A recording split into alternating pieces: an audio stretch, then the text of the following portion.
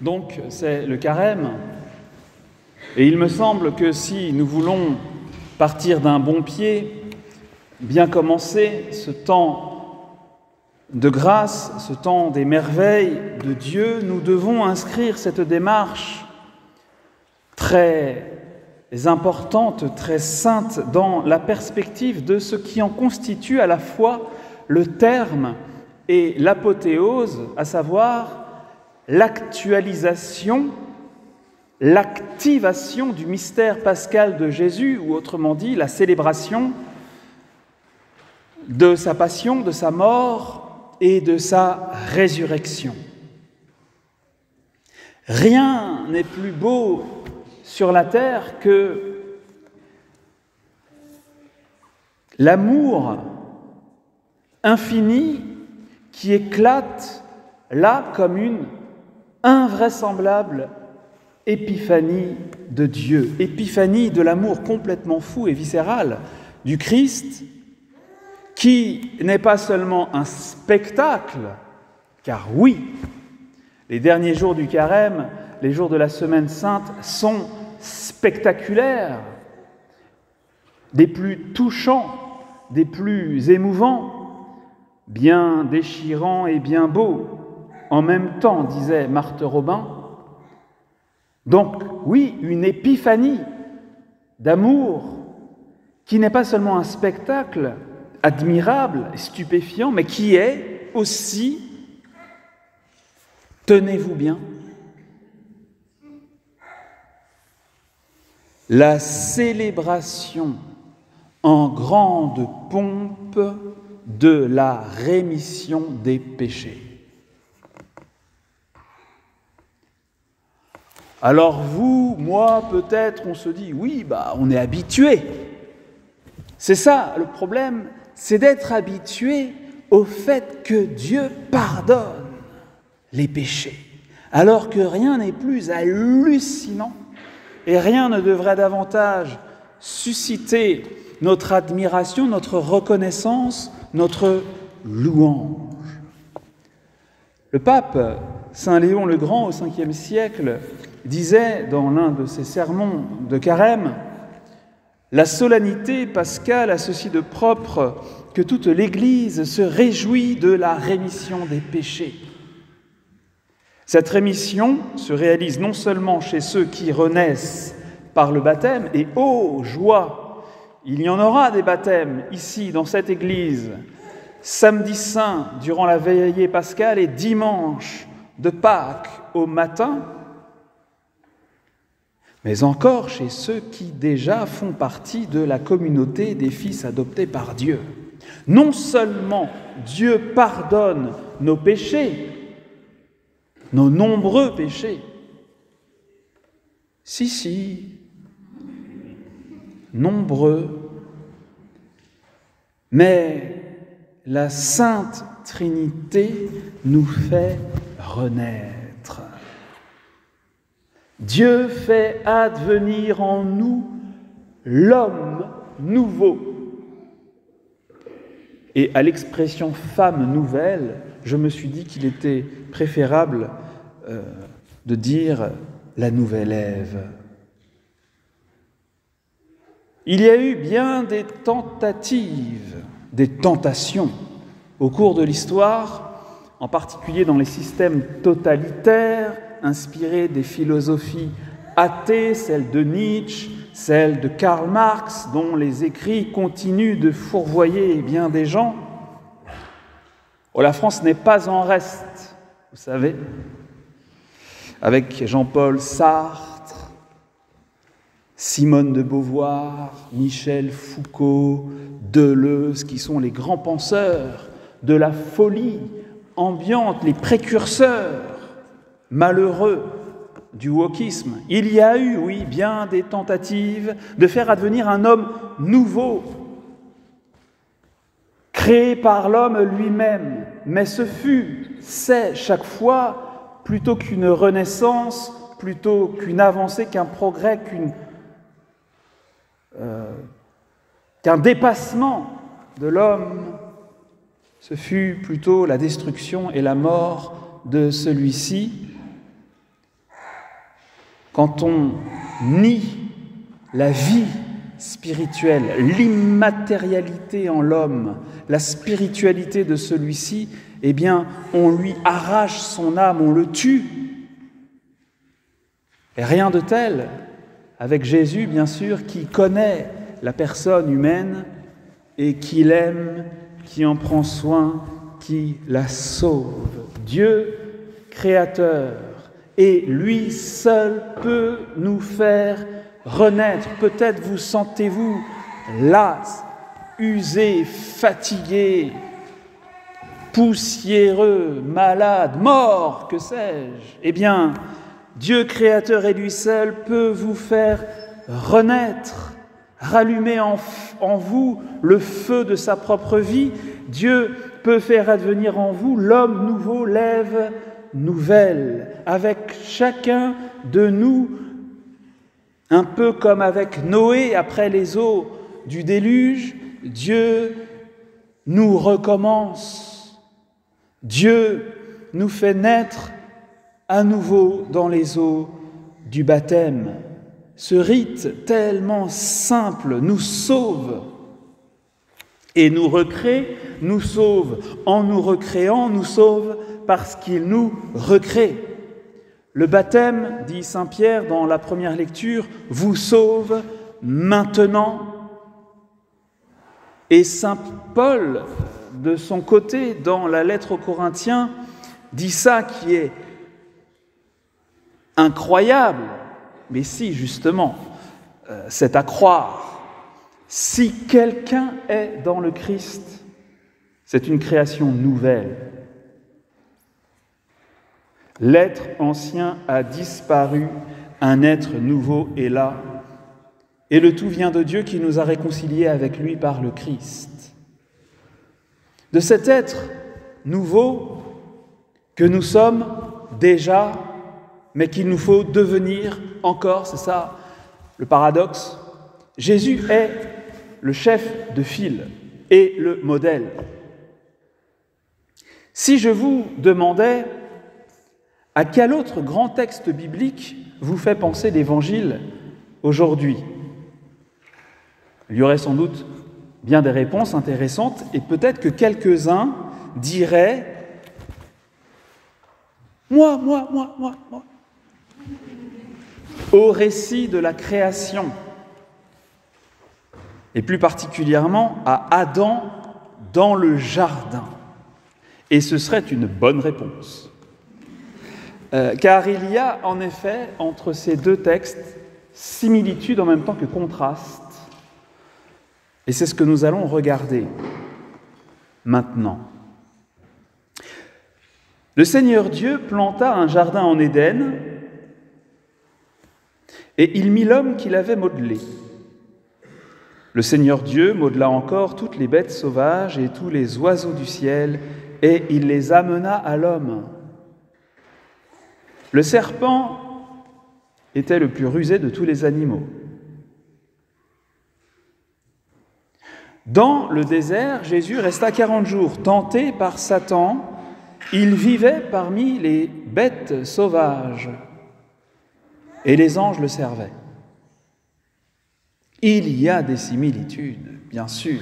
Adam et Jésus sont entourés d'animaux. Et le mauvais est là. Il y a des différences aussi, bien sûr, des contrastes, c'est évident. Adam est dans un jardin, Jésus est dans un désert. Et l'Évangile mentionne aussi le service des anges. Si l'évangéliste Marc a placé ce tableau authentique de la vie du Christ au désert au début de son livre, c'est bien évidemment pour indiquer que le Christ est le premier d'une humanité entièrement renouvelée par la puissance et l'amour de Dieu le Père. On trouve ça dans les lettres de saint Paul et à sa suite chez les pères de l'Église. Pour saint Paul, Jésus est le nouvel Adam, le premier homme nouveau, le nouveau premier homme. Et à partir de cette vérité révélée, les pères de l'Église, comme saint Pierre Chrysologue, conseiller du pape Léon que je citais tout à l'heure, dira par exemple, saint Paul nous apprend que 2 hommes sont à l'origine du genre humain, Adam et le Christ. Puisque maintenant nous sommes renés, remodelés à l'image de notre Créateur, par le baptême et par les célébrations pascales, accomplissons le précepte de l'apôtre, de même que nous avons porté l'image de celui qui est pétri de terre, Adam, portons aussi l'image de celui qui vient du ciel, Jésus. Par notre première naissance, nous sommes de la terre, semblables à Adam. Et par notre nouvelle naissance, nous sommes ou nous serons du ciel. Truc de fou. Du ciel, semblable au Christ. Et dans l'Évangile, aujourd'hui, je vais relever 4 traits qui sont remarquables en Jésus et qui, vous l'aurez compris, sont censés être aussi les nôtres. Premièrement, Jésus résiste à Lucifer. Vous résistez à Lucifer, vous ? Tenté par Satan, Jésus résiste. Lucifer veut dire le porteur de la lumière, mais cette lumière-là n'est que ténèbres, obscurité et mensonge. Satan induit. Pour Jésus, comme pour nous, de mauvaises pensées, de mauvaises paroles, de mauvaises actions et quantité d'omissions. Et à la différence du premier Adam, Jésus écrase la gueule du serpent et c'est pour faire comme lui que nous jeûnons. Que nous jeûnons, que nous nous imposons des privations par la résistance aux appétits multiples. Le jeûne nous rend plus forts pour dire non. Non dans la tentation.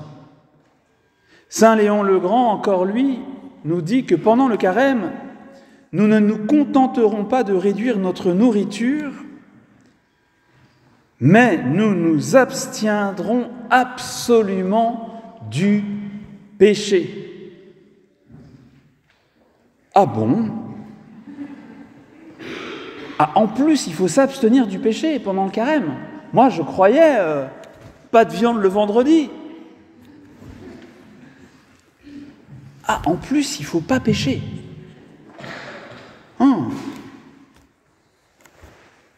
Deuxièmement, Jésus est en paix avec toute créature. La présence des animaux qui l'entourent évoque cette paix, cette harmonie paradisiaque avant que le péché n'entre dans le cœur de l'homme et inflige ses ravages partout. Et on retrouve dans la vie de quantité de grands saints, en particulier saint François d'Assise, qui est peut-être le plus connu, on retrouve chez eux cette même fraternité universelle, cette même paix, l'harmonie restaurée, fraternité cosmique, pourrait-on dire, que le pape François a rappelé dans son encyclique Fratelli Tutti. Il nous parle de ce cœur sans limite de saint François d'Assise. Que c'est beau, un cœur en paix. La paix, mes frères, vivons en paix. Pourquoi tant de haine ? La paix. Il était le frère du soleil, le frère des loups, des oiseaux, des cigales. Il se savait surtout uni à ceux qui étaient de sa propre chair. Il a semé la paix partout. Évidemment, le Christ nouvel Adam et toute sa descendance après lui est pacifique. La dureté est sans doute toujours pardonnable, car on doit tout pardonner. Mais il n'y a pas d'excuse. On n'a jamais une bonne raison d'être dur. Parce que les hommes et les femmes de la nouvelle création sont paisibles et pacifiques. Troisièmement, Jésus est entouré par les anges. Cela nous parle de la splendeur indescriptible, impensable de sa vie spirituelle. Et l'homme et la femme nouveaux sont spirituels. Leur attrait pour Dieu est renouvelé. Où en sommes-nous de notre attrait pour Dieu? Jésus, quant à lui, aimait le Père. Dans le quotidien, il honorait Dieu. Il avait à cœur de le servir, lui et son dessein, de porter son message. Et les anges étaient pour lui aussi réels que les arbres le long du chemin. Il vivait dans la proximité avec le monde invisible. Et les disciples du nouvel Adam que nous sommes sont des hommes et des femmes de prière qui cherchent à vivre toujours plus intensément en communion avec le monde invisible tel que Dieu l'entend. Donc pas de nécromancie, de spiritisme et compagnie, j'en ai parlé il n'y a pas longtemps. Quatrièmement, Jésus, le Christ, notre nouvel Adam, annonce la bonne nouvelle. Évidemment. Le contraste saisissant entre le texte de la Genèse et celui de l'Évangile, c'est qu'Adam se trouve dans un jardin tandis que Jésus est au désert. Je finis avec ça.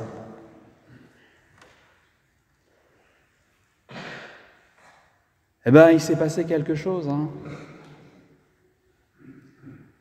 Jésus est entré dans notre monde déchu, où le péché et la mort ont fait leur ravage. Le Christ est venu dans notre terre désolée.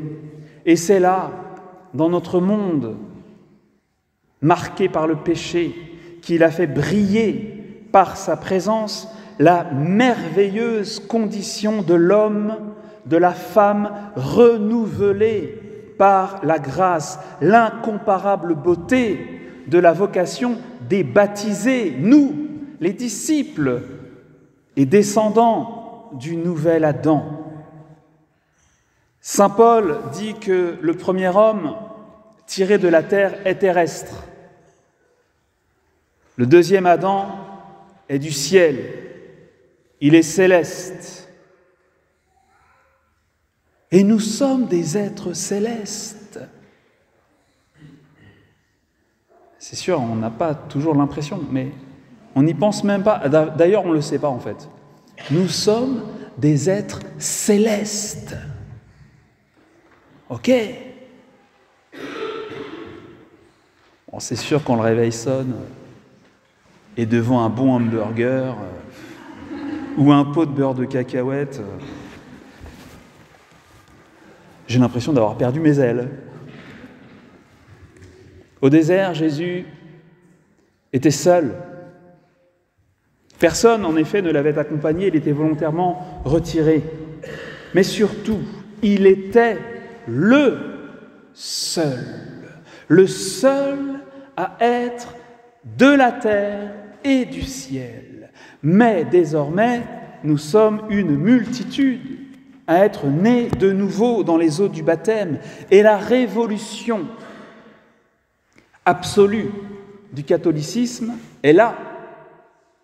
À la suite du Christ Jésus nouvel Adam, en ce monde encore durement marqué par la souffrance, la mort, le péché, nous pouvons devenir des hommes et des femmes du ciel, hommes et femmes célestes. La petite Thérèse de Lisieux disait que Dieu lui avait donné des parents plus dignes du ciel que de la terre, eh bien voilà, des hommes et femmes paradisiaques dans les déserts du monde, des hommes et des femmes de paradis. Le carême nous est donné pour devenir ça, pour devenir ce que, en germe, nous sommes déjà.